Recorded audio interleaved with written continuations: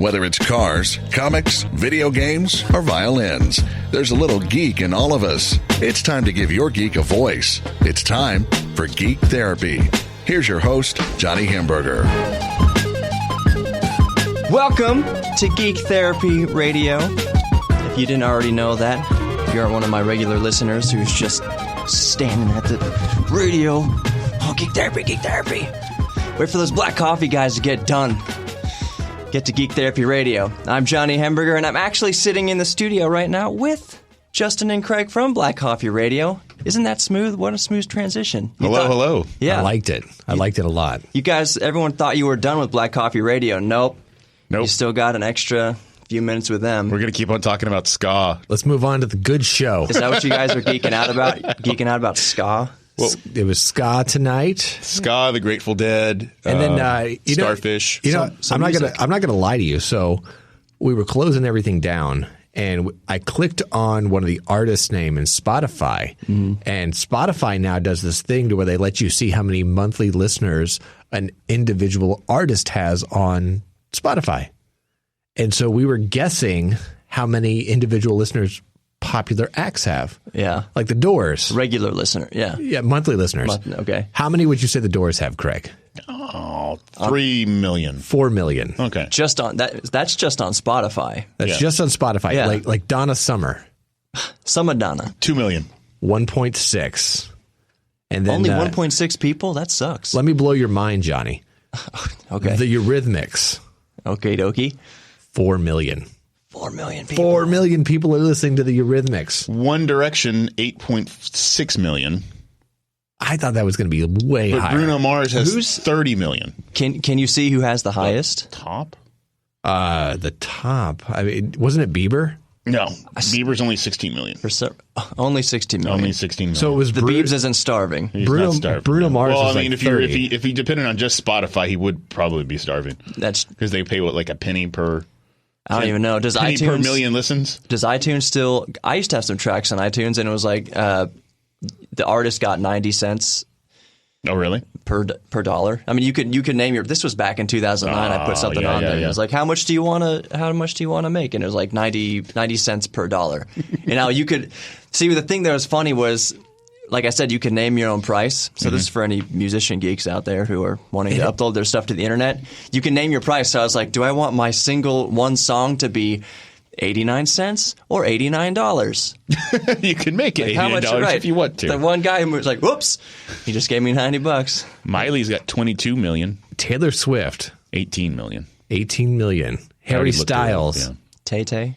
Harry Styles, like 14 million. Do you like that new Is that the Miley Styles? Cyrus song? Malibu? Yeah. It's okay. Yeah, it makes me sad. It has its moments. Makes me sad. I don't think she can sing anymore. I think she can. I don't think so. I think that she has that low, raspy voice, and that's going to be the entire thing. Yeah. You know what I mean? Whiskey voice. Yeah, I'm the into whiskey that. voice. Yeah. And I think she can do Jolene. And she's going to do it every appearance for she'll the be rest okay. of her life. She'll be okay. I hope she saved her money. Britney, only 8.6 million. Really? Yeah. Hey. Well, let's look at So- what do the Beatles have? Apparently, we're geeking out about Spotify, just so I can interject because this ahead. is my show, gentlemen. Sorry. No, that's Johnny. fine. I'm literally just like sitting back here, arms behind my head, like you guys just take it away. You do it. Go for it. No, yes. You brought up Taylor Swift. Something popped in my mind, and since it's the radio and you got a few minutes, I'm going to talk about it. Do I it. just bumped in my mic. Do it. Anyways, I had. This is going to get me so much crap. I have one Taylor Swift album. I have 1989. All right. Because it's good. It's a great album. Because It is. It's really good. I don't dig every single track on there, but most of it's good. Out of the woods, out of the woods. it's That good. song's great. It's a great song. There's one thing where I'm just like, oh, Tay-Tay, you silly, you silly mouse. girl. You She's- silly mouse. What song was it? She goes, boys only want love if boys only want love if it's painful or if basically he's saying boys only want crazy chicks. Oh. Maybe temporarily. Maybe I'm not going to get in. Let's keep it a family show. But she's like, boys only want love if it's painful. No, Tay-Tay. I'm sorry. Well, it's blank space. Blank space. Yeah. Blank space, baby. Thanks, Craig. Yeah. All right, you know. I know because that CD was stuck in one of my family cars for a year straight, so I know that entire album. He did not Google it. He just knew it. Yeah. He just knew it I totally. know that entire album front to back. If you're going to come at Johnny, come at all three of us. So I guess, all right. It's not a bad album. Like, there's worse things you could own. We can geek out about music. That's completely fine. Before I ever got into radio, I still am a musician. I still play. Do either of you play anything? I saw Aaron walk in here the other day with a guitar for when we were just running carts on KTRH the other day. He brought in his acoustic. I do not. I used to play. I was a subpar trombone player in high school. You were a tromboner? That's the ska thing. It exactly. was. Right. It was like the kids in the band were like, "Oh, do you listen to Real Big Fish? Because I could play you a song if you'd like." Oh, could you now? You could have been in a ska band. I could have. Not even dealt with any of our crap here. I have right. heard from band geeks, legitimate band geeks, that the trombone players were the absolute worst people on the face of the band planet. I can. Not just because they're always like bumping the back of the person's head in front of them, but they were just like they were the biggest disruptors, the biggest jokers, like the biggest dumbass. You have remember, a comical instrument. Yeah, I guess so. Remember in high school you'd see or even in college, the marching bands, you'd have the band director up there in the cherry picker, with the megaphone. Yep. I was never part of a marching band or a band like that, but I just remember leaving school and seeing the guy up there with the megaphone. Apparently, like the only time he has to come down, like actually, make the effort to pull the lever and come down and get in people's faces, it was always the trombone players messing around. I can vouch for that. Yeah. See, I mean, I guess that makes sense. A trombone player getting into a business where you don't have to. I don't miss that. Because you had to do it in the dead of summer. Yeah. In like July, you had to go back. Talking about marching band? Yeah, you had to go back and learn a new routine. And then They were mean to you guys, too. Like, y'all didn't get a lot of water breaks and stuff. And No, you got water heat. breaks after one of the kids died. That's what I'm saying. Like, it was really rough. Yeah. And that's just when you went to take his water. But I also liked it. wasn't Yeah, enough. that's when you took his water. I always liked how there was also that the jock versus band geek thing too. That was always just like, well, you guys get all the love and all the credit because we're there. We're playing like the real game starts at halftime. I never liked hated that. that. I always thought that was stupid.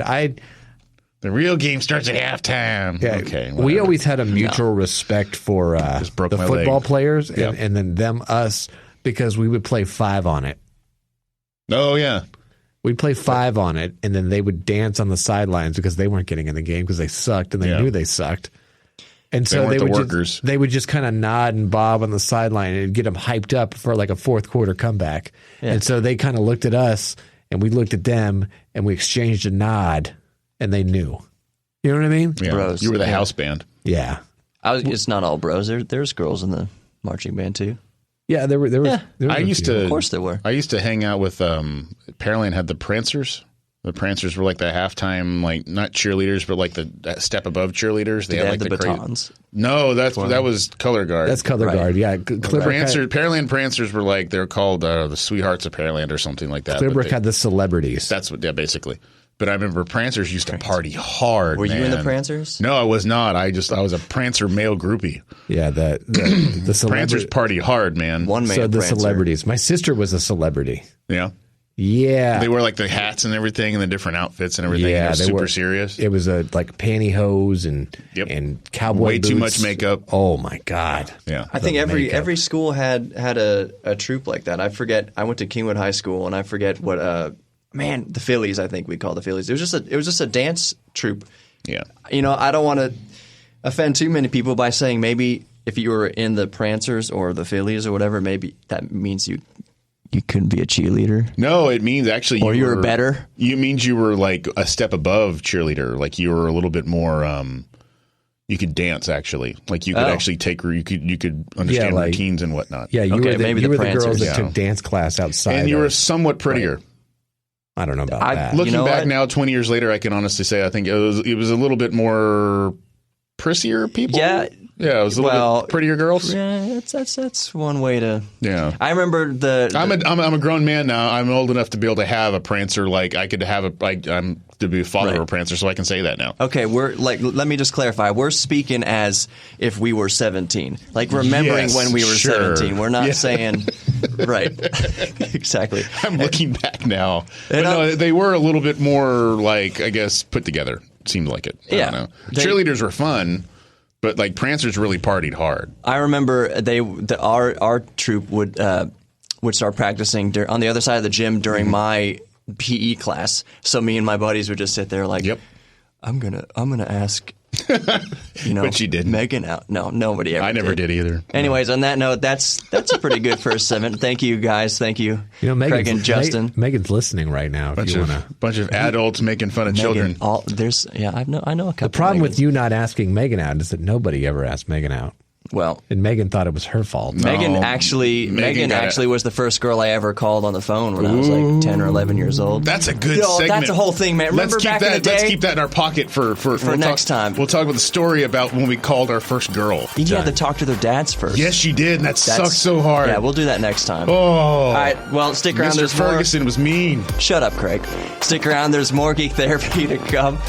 We'll be right back. Stick around for these 2 or 3 minutes. And I'm Johnny Hamburger, Geek Therapy Radio on Facebook. And go check out Black Coffee Radio on Facebook also. I'll throw them a bone here. We'll be right back in a few minutes. Stick around.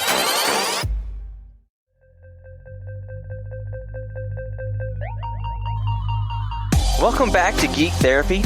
Wasn't that a fun first segment with Craig and Justin of Black Coffee Radio? I had fun. Let me just say right now, you've noticed a difference in audio quality. Dare I say, well, not even dare, it just is. A reduction in audio quality. If you're watching this radio show, if you're watching the podcast of it, that's right, I'm video recording it all now. You'll be able to see that I'm wearing a gaming headset with a built-in microphone. So I'm using the microphone on that as opposed to the big fancy radio mic. And that is to give you an idea of what kind of audio you can reasonably expect from these gaming headsets. You can make out my voice. That's pretty much it. And that's all you really need when all you're really doing is, playing your game and talking to your teammates or talking smack to the other team. All you need to be able to do is to make out an intelligible voice. So I'm geeking out this segment on gaming headsets and gaming audio. So that's why it sounds different. Again, you can see why it sounds different if you're watching the video podcast on YouTube, which is a reminder, go onto YouTube and like and subscribe to the Geek Therapy Radio channel on YouTube. And I might as well just hit all the social media real quickly here.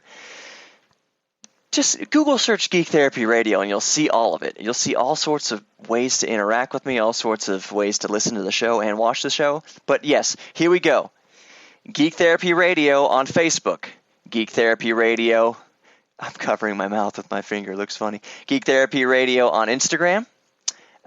Geek Therapy Radio on YouTube, and you can email me, just geektherapy at iHeartMedia.com. Email me, geektherapy at iHeartMedia.com. But honestly, it's so much easier just to come interact on you can interact on YouTube also in the comment section. But the easiest thing is Facebook, Geek Therapy Radio on Facebook. That is by far the easiest way to interact.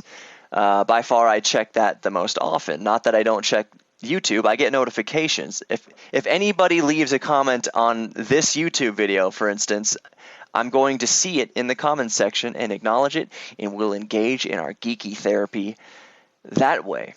So, again, to bring it back to the beginning, that was a fun first segment with Justin and Craig.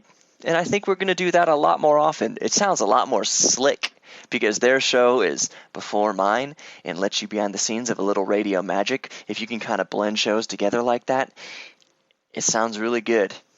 Plus, it's fun for me, and it's also easier for me because I can just basically shoot out a topic and let them both go at it. And I can just sit back with my hands back behind my head.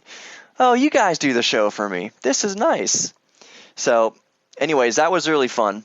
Justin and Craig are good sports. Listen to Black Coffee Radio. They talk about anything under the sun. It's just a really fun show. Not that I don't talk about anything under the sun. Sometimes I talk about the sun, because a geek thing is astronomy, and the sun is a star, and that is astronomical. Don't you love it when you have these trains of thought that just, maybe it's mostly a guy thing, but you start talking and you know what you're about to say is stupid, but you've already, the train is just steaming down the tracks. There's no stopping it. So we just, especially us guys, we'll just blurt out dumb things. It's not even a blurt, like I was just doing. I was going through this whole train of thought about the sun, and then I said the sun is astronomical. Okay, I digress. I'm showing you too many ingredients in the cake, and that's boring. You want to eat the cake. You don't care necessarily about the eggs. Except that is also not true. Because as geeks, of course we want to know about the ingredients. That's one thing I've set out to do from the beginning of the entire concept of the show, is just be real honest with you. Let you beyond the curtain, let you see how the cake is made, how the sausage is made. And if that means throwing myself under the bus a little bit by being too much of a geek, is that possible? So be it. Anyways, this segment, I wanted to talk about gaming audio, specifically PC gaming audio. Is it important? Is it not important? Should you be spending a whole bunch of money on audio solutions for gaming? Well, I would say yes and no. No, you don't have to be spending a whole ton of money on audio solutions. This headset that you're seeing right now, if you're watching the video podcast version of this headset costs, I think it was $30. It's a Logitech wireless headset. It's got a USB dongle that's in the computer right now, so I can hear audio from the PC and audio through this microphone will go back through that dongle. Dongle is a funny word. But this headset also has a Bluetooth mode, so it'll work with your telephone, for instance. But yeah, how much attention should you be paying to gaming audio? Well, that depends really on how competitively you play, how important gaming is to you. For me, PC gaming is it's a pastime. I'll do it for a couple hours max at any given moment, or at any given session, like 2 hours tops. So, and that sounds like a lot because it is a lot, and that's one reason I stop at 2 hours, is because okay, I'm not doing anything right now. I'm basically wasting time because I do not play super competitively. There are gamers out there who do play competitively and who do actually earn a living playing games. And I'm not just talking about Twitch streamers who earn money through sponsors and whatnot. There are people who play, for instance, Street Fighter. There are people who play fighting games for money. They enter themselves into tournaments and they're really good and they play for 8 hours a day. Daigo, for instance. Daigo is he used to be the best. He is one of the best fighting games players in the entire world. Specifically Street Fighter 2, 3, and 4. He probably plays Street Fighter 5. I honestly haven't kept up so much with Street Fighter 5. But back to the gaming audio. If gaming, playing PC video games is extremely important to you, yes, you do not want to neglect your audio. Because let's say you're playing a game like CSGO. You need to be able to hear opponents around you in 3D space. So if you are just playing your game through some crappy laptop speakers, that is a competitive disadvantage. Audio can be a competitive advantage. And in such cases when your gaming audio is a competitive advantage, yes, it's important. Don't crap out on it. Now, do you need to go out and buy an audio card for your PC anymore? Audio cards used to be predominant in the 90s and probably up to the mid 2000s maybe. But should you go out and buy a dedicated audio card now? No, you don't need to do that, okay? Onboard audio in laptops and PC motherboards is phenomenal these days. Would I use it in a recording studio? Heck no. No. In that situation, when your bread and butter is audio using your PC, of course you're going to need to buy external audio solutions. You can't just plug in this microphone, for instance, that you're listening to. This is what it sounds like when you basically plug in a microphone right into your laptop's or your computer's microphone jack. This is what you get. This is about the best that you get. And this simply will not do for professional audio recordings. And that's one reason I'm wearing this headset, as I wanted to show you that a microphone plugged directly into your laptop or computer is not going to sound that great, but it'll get speech through there. What is important is the fidelity of the output, what's going into your headphones. And the fidelity of the output of your laptop or your desktop PC, what's going through the motherboard by default, is spectacular nowadays compared to what it was. So no, even if you are a hardcore gamer and it's a competitive advantage to have the best audio possible, you don't always need to go out and buy an external audio solution. Not always. I will say this, though, to wrap up the segment about gaming audio. If you are going to spend money on upgrading your audio setup, don't go out and buy an audio card. Like, don't go out and buy a Sound Blaster audio card.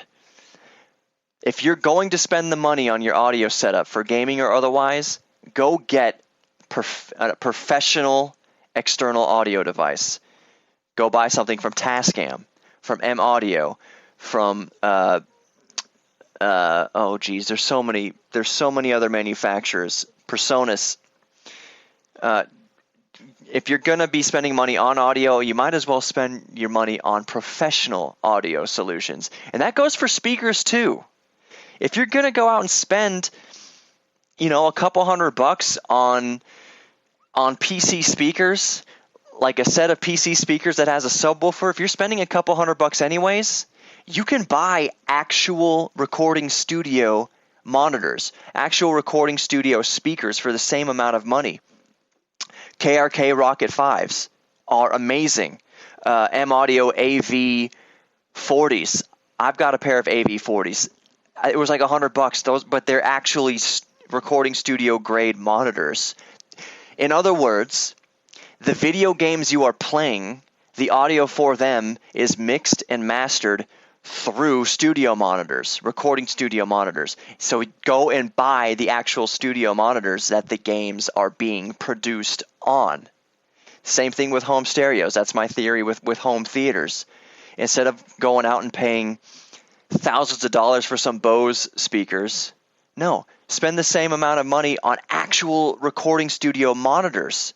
That way you're listening to the movie the way that the directors and the editors are actually making the movie. You're hearing what the actual producers heard when they made the movie, instead of doctored audio, which is all treble and all bass and no mid-range. You're not hearing a faithful reproduction of the movie. So if you're going to be spending thousands of dollars or hundreds of dollars on a home theater setup, when you're doing your 5.1 or whatever, go out and get 4 or 5 KRK Rocket 5s, and then the 10-inch subwoofer. Then you're actually listening to audio through the same types of speakers that the producers are making the movies with.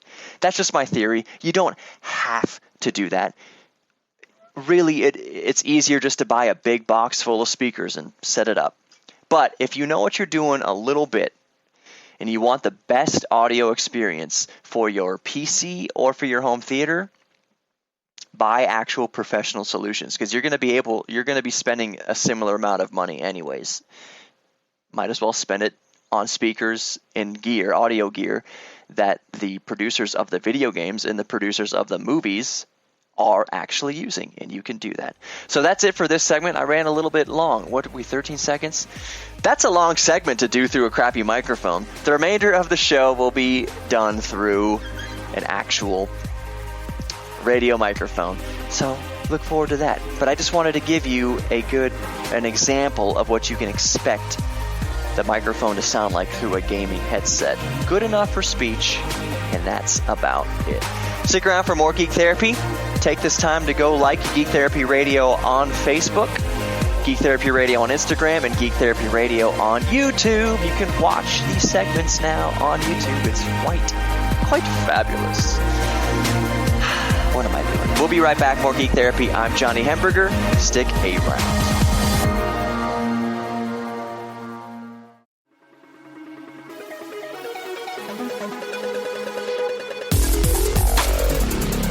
Welcome back to segment 3 of Geek Therapy Radio. I am Johnny Hemberger. Geek Therapy Radio on Facebook, Geek Therapy Radio on YouTube, and Geek Therapy Radio on Instagram. Why did I say Geek Therapy Radio on YouTube with such inflection? I'm so super excited about it, I guess, because I've started to video record these shows. As you can see, and as you can hear, we're back to good quality audio because I'm actually using a nice, sexy radio microphone, and doesn't it sound juicy and succulent?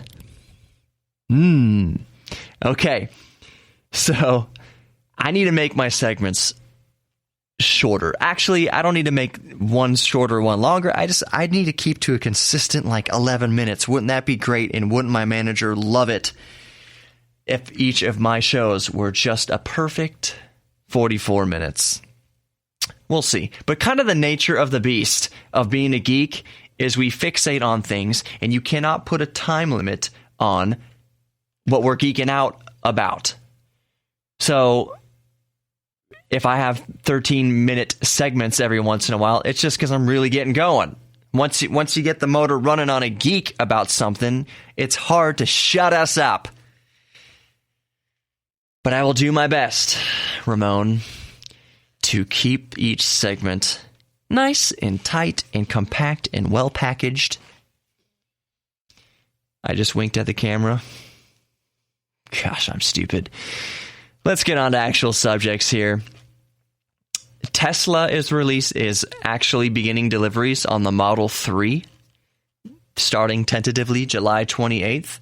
And it's interesting to me because the Tesla Model 3 is probably the first electric car that I wouldn't mind actually spending my own money on. If I was in the market and was well-heeled enough to do so, I would consider buying a Tesla Model 3. And as a matter of fact, I'm going to email the Tesla dealership here in Houston and say, hey, can I test drive one for the show? Can I take one home maybe for a couple days for the show and do a little testy? Can I have a year lease for free? That's illegal. Anyways, but yeah, the Tesla Model 3 is coming out, and I'm pretty excited about it. It starts at $35,000, which is nothing to sneeze at, but is a far cry from what other Tesla models cost, around 6 figures. So $35,000 starting is a much more doable, much more attainable, puts the access to electric cars much more in range of the middle class. The middle class. I was going to say lower middle class, but $35,000 is lower middle class is not looking at $35,000 cars. So Tesla begins delivery on the Model 3s July 28th. I'm just excited to see them out there, and I will test drive one, and I'll let you know how it goes on the show. And knowing me, I'm probably going to video record it and do my segment on it from inside the car. while I'm driving. No, I'm not going to be holding a camera up to my face while I'm driving. I'm just going to have something set up on a mirror or whatever, recording me, and I'll be giving my thoughts on it as I do the test drive. So I'm just excited to see the Model 3s on the road. They're very, very cool. They're very cool to me. Another random story. Scientists have created a scorpion milking machine. And you had no idea that string of words was about to come out of my mouth. There's no machine in the history of machines, no calculator, no computer that could have calculated the randomness of those words I just said. Scientists create a scorpion milking machine. And the only reason that story is fascinating to me is because I'm thinking of little tiny scorpion nipples. This whole past 1 minute has been a string of words that there's no way you could have anticipated. I just wanted to say little tiny scorpion nipples because I am a child and it is funny. I know why they made this machine, and it's an actual legit reason. It's to come up with antivenoms to scorpion venom. It's an actual scientific legit reason. It has nothing to do with tiny scorpion areolas. Next subject. Hypervelocity stars exist, and they're just racing around our universe, racing around our galaxy. And that's super fun to me to think about a star, just a huge, massive thing, just rocketing through our galaxy. Now, one could argue, because speed is relative, if two cars are traveling next to each other on the freeway and both are going exactly 70, in relation to each other, both are stationary. If two cars are going 70 miles an hour on the freeway towards each other, they are both going 140 miles an hour relatively to each other. My brain is just get off of scorpion nipples and onto theory of relativity. This segment is a disaster. So anyways, why is our sun not a hypervelocity star? Well, we got planets around it, and we are doing pretty well in relativity next to other stars. So I'm guessing that these hypervelocity stars are just relative to our sun. If they're coming at us, they are going real fast. I just had a geeky thought. This is a turbo geek thought. This is the kind of thing that makes my eyes shoot open, shoot out of my head in the middle of the night. Okay, speed of light is 186 roughly thousand miles per hour, or miles per second. Roughly 186,000 miles per second. That is the speed of light, just off the top of my head. So let's say you have two objects traveling towards each other, both of them traveling, what would it be? Both of them traveling, 100,000 miles per second. So still quite a ways off from the speed of light, but still going fast. Let's say you're in a car and there's an oncoming car and you're both traveling at 100,000 miles per second. So combined, relative to each other, you are both heading at each other at faster than the speed of light. Did I just blow some minds out there, or am I just being really stupid? Is that what would happen? Relative to each other, you're both exceeding the speed of light. So would you see each other? Would you see the light coming off of? No, you wouldn't. You wouldn't even see the lower end. You wouldn't even see the blue light.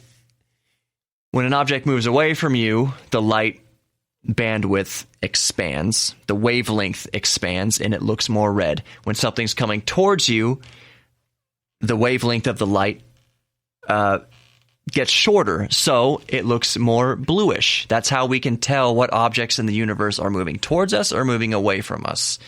Is if it has a reddish hue, that we know that it's moving away from us, genuinely speaking. If an object is coming towards us and it has way more of the blue spectrum, we know that it's moving towards us. That's just how the universe works. That's how we observe our universe. 9 minutes of this segment already. But it's okay. Like I said, I tried to make this segment short, but we can't help what we geek out about. I'm sure there's a lot of physics majors out there saying, Johnny, you stupid idiot. You have no idea what you're talking about in relativity. Guess what, guys and girls? Great. Go to my Facebook page, Geek Therapy Radio on Facebook, and let me know. Email me, geektherapy@iheartmedia.com. Like I said from the beginning, I'm not trying to be the expert on any subject. I just want to be curious about things. I am curious about things. So if I said anything in astrophysics that doesn't line up, let me know. Geek Therapy Radio on Facebook. That's the easiest way to interact. You can also follow the Instagram, I cannot talk. Geek Therapy Radio on Instagram, geektherapyradio.com. But the easiest way, honestly, thank you, Mark Zuckerberg, is just Geek Therapy Radio on Facebook. On that note, I'm going to wrap it up next segment with a shorter segment. I will try to keep my geek brain contained a bit to make the next segment short enough to stay within my time constraints. So, more Geek Therapy Radio to come. I'm Johnny Hemberger. Stick around a couple minutes for these next commercials. I'll be right back with more Geek Therapy Radio.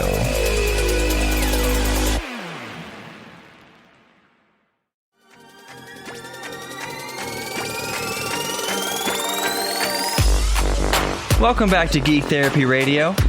I want to reiterate, if you're just joining me, that I am video recording each of these shows, so you can go to YouTube, Geek Therapy Radio on YouTube, and watch these podcasts when I podcast them. Obviously, if you're listening to the radio right now, you're hearing me on terrestrial radio. But let's be honest, it is 2017, and terrestrial radio is really there as a tool to get you to go listen to podcasts. I mean, it is and it isn't. There is a purpose, of course, to terrestrial radio, and it's romantic, and you're listening in the car. Radio serves a purpose. It serves a big purpose. More people are exposed to advertisements on radio than they are any other source, apparently. So, yes, radio still serves a huge purpose in media. It's not just about the podcasts, but I am supposed to use radio as a tool to get you to go interact online.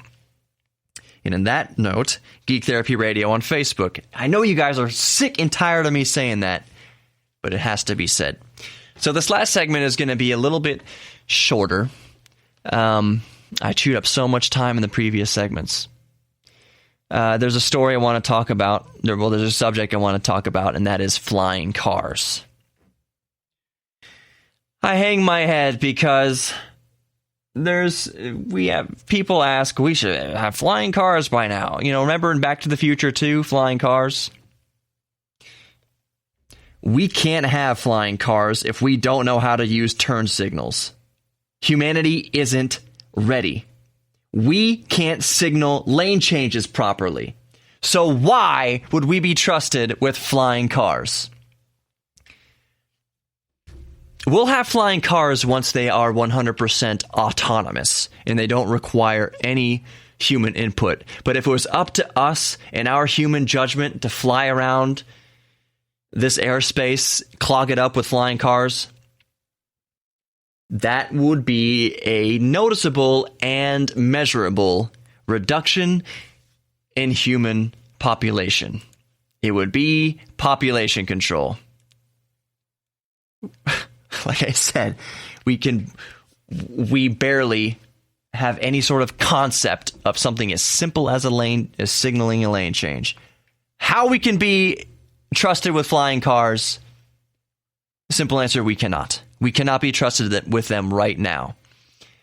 To be a pilot requires dozens of hours of training, and you have to get your license renewed. Well, you don't have to get it renewed all the time, but you have to go through. It's hard to be a pilot on purpose because operating an aircraft is more difficult than operating a vehicle on the ground, operating a car. So no, we are a long ways away from flying cars. It's not going to happen. We cannot be trusted with them. We would kill each other way more often than we already do with land-based vehicles. Next subject I want to talk about is, I don't know if you are aware or not, but a gigantic piece of Antarctica is about to break off.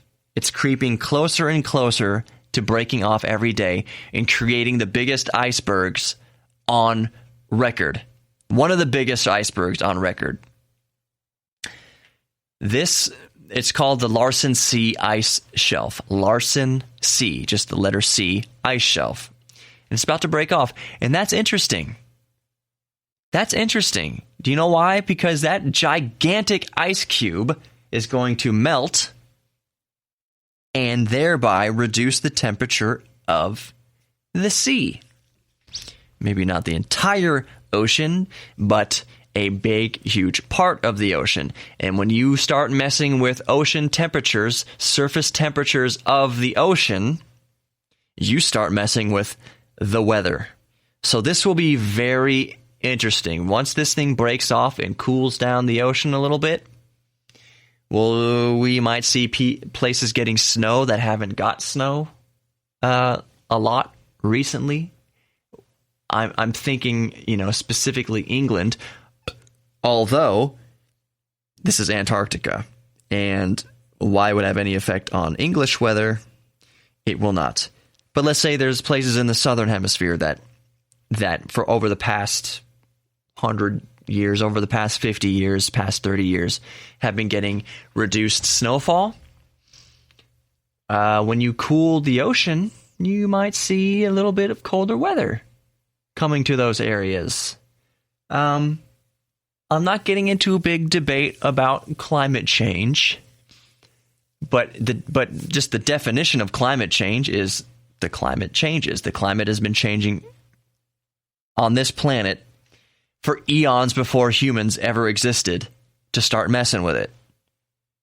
I have no problem with the term climate change because that's accurate. That is what's happening regardless of human intervention. The climate changes. So this iceberg, this massive iceberg breaking off of Antarctica, it's going to be interesting to see how it affects climate in the southern hemisphere. As the current takes that colder water, I've got something in my eye. As the current takes that colder water around, what's it going to do to surrounding climates? That's fascinating. Yeah, that's all I really wanted to talk about this week. Did I do it? Did I actually make a shorter segment? Is Ramon, my boss, clapping right now because, hooray, Johnny, kept it under budget? I did. And isn't it wonderful? So, thank you for listening to this week's Geek Therapy. Go check it out on YouTube. Geek Therapy Radio on YouTube. Geek Therapy Radio on Facebook. GeekTherapyRadio.com. I'm all over the place, y'all. Really, if you're trying to get your friends to listen to Geek Therapy Radio, you don't got to remember all that stuff. You don't got to remember the Facebook. You don't got to remember something in my eye. You don't got to remember Instagram. You don't got to remember any of that. Just say, Google Geek Therapy Radio. That's all you got to say. If you Google Geek Therapy Radio, you'll see it all. You'll see it all there. You'll find me all over Geek Therapy Radio. And for those of you who are blessed with watching the video right now, the video podcast, I'm rubbing my face like a loony. I am tired. It is late, so I am tired. But really, I just had an eyelash in my eye. Thank you, my geeks, for listening. I love you all. Remember that you are capable of good things. Don't beat yourself up. We make mistakes sometimes. Even geeks make mistakes. And I'm not just talking about being bumbly dorks or not knowing how to talk to women's. We might make moral mistakes. We might make physical mistakes. We might hurt people on accident. Just communicate. Communicate. Be truthful with how you interact with your friends and family and strangers. You're good. Despite the mistakes, you're good.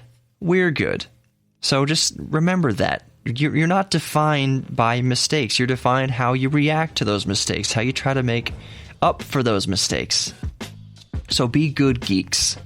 Be good geeks. I'm using a verb and an adjective. You want to geek out about grammar? I used to be pretty good in English. I need to brush up on my skrills. But anyways, more Geek Therapy next week. Thank you for listening. I am Johnny Hemberger. Thank you, my geeks. I love you all. Tune in the same time next week, 12:06, right here on KPRC. And you can get the podcast anytime. Just watch Geek Therapy Radio on Facebook, Geek Therapy Radio on Instagram, and Geek Therapy Radio on YouTube. You will find the podcast there. I love you. Johnny Hemberger signing off. Have a great weeks. My geeks. I'm not even going to address how I flub those words up. Goodbye.